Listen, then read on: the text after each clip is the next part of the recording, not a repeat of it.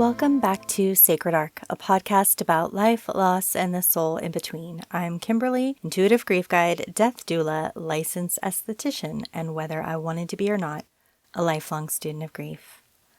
Over the last season of Sacred Arc, we talked about grief in many different forms: pet loss, grandparent loss, partner loss, parent loss, child loss, and sibling loss.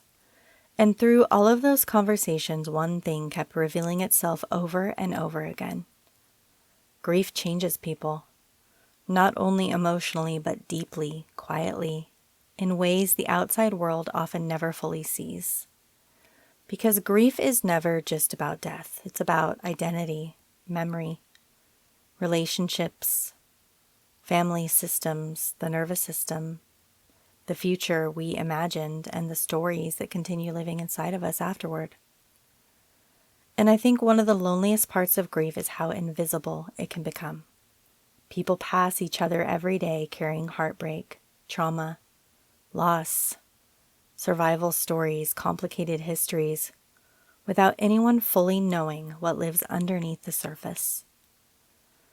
I've said this before on the podcast, but I really believe this deeply. You never fully know what someone has survived. You never fully know what someone has lost, what they carry quietly, what shaped them, what broke them, or what they had to do just to keep going. And I think when people finally feel safe enough to tell the truth about their stories, something powerful happens. Not because the pain disappears, but because isolation begins to soften. This past season was centered around grief itself, the many faces of it, the way it moves through families, relationships, identity, love, memory, and the body. And I think what became clear to me while creating these episodes is that grief is never truly separate from the people carrying it. Every grief has a face, a voice, a history, a life attached to it. Behind every episode topic, there are real human beings, people surviving, loss of children, losing their parents, estrangement, abandonment, addiction, trauma, war, suicide, illness, loneliness, and survival itself. And while grief categories matter, I think stories matter too, because stories help us recognize ourselves in each other. I think there's something deeply healing about hearing someone tell the truth. Not the polished version, not the socially acceptable version, but the honest version, the complicated version, the version that says, this hurt, this changed me, this shaped my life, and maybe even I'm still trying to understand it myself. So this season of Sacred Arc is going to be a little different. This season is about people, the stories they carry, the losses that shaped them, the things they survived quietly, the ways grief, trauma, resilience, love, identity, and healing became woven into a human life. Some of these conversations will involve grief directly. Some will involve family trauma, addiction, military experiences, parent wounds, relationships, survival, the search for identity, the search for meaning after pain, and some stories may not fit neatly into any category at all, because human lives rarely do.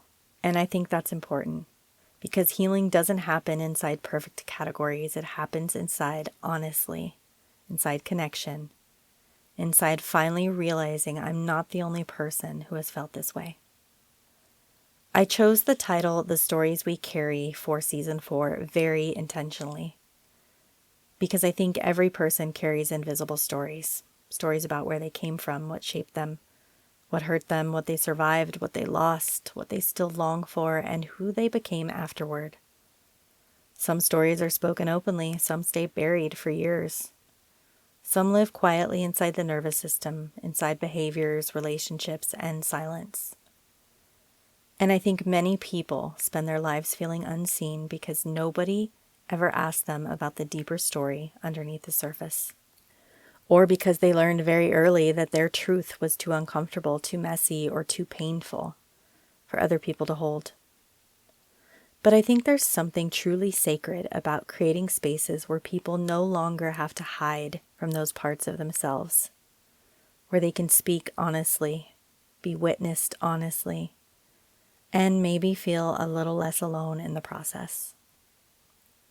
This season will include conversations with people very close to me, people whose stories shaped my own life too, including my cousin Carol, my son Isaac's dad Adam, friends who have survived war, suicide loss, addiction, trauma, widowhood, abandonment, complicated family systems, and grief in many different forms.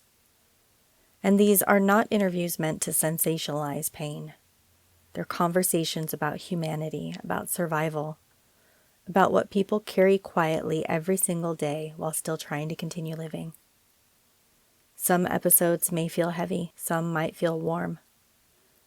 Some may surprise you, and some may simply remind you how deeply connected human beings actually are underneath our different experiences. I think losing my son changed the way I listen to people, the way I see grief, the way I understand suffering. But it also changed the way I understand connection. Because after deep loss, surface-level conversations often stop feeling like enough. You begin noticing how many people are silently carrying entire worlds inside of them. And I think this season was born from that realization. I also think storytelling can become a form of remembrance, a form of healing, a form of survival. Because sometimes when people finally tell the truth about their lives, they stop feeling so alone inside of them. And sometimes listeners stop feeling alone too. So wherever you are listening from today, I just want to say, your story matters too. Even the parts you think are too messy, too complicated, too unfinished, too painful, too strange, too emotional, or too human. Because the truth is, most people are carrying far more than the world ever sees. And I think healing often begins when we stop believing we have to carry it all alone. I also want to invite listeners this season to reach out and share their own stories if they feel called to. Not because pain needs to be performed, but because connection matters. And because sometimes hearing "me too" can soften isolation in ways advice never fully can. Before we close today, I just want to thank every person who listened through Season 3. Every person carrying grief quietly.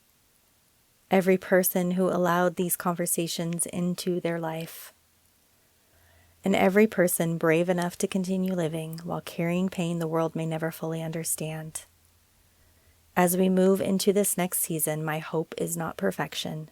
It's honesty, humanity, connection, and creating space for the stories people often carry silently for far too long.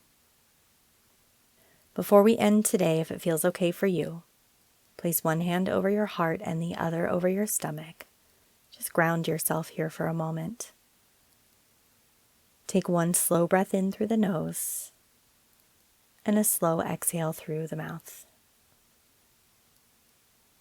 Just for a moment, just remember this.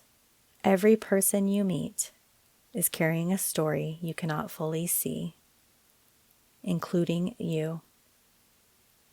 And maybe healing doesn't always begin with having the perfect words. Maybe sometimes it begins simply with being witnessed honestly, being heard honestly, and realizing you are never as alone as you thought.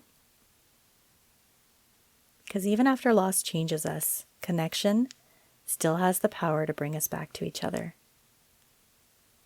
This has been Sacred Arc. Thank you so much for listening, and I'll meet you again in the space between.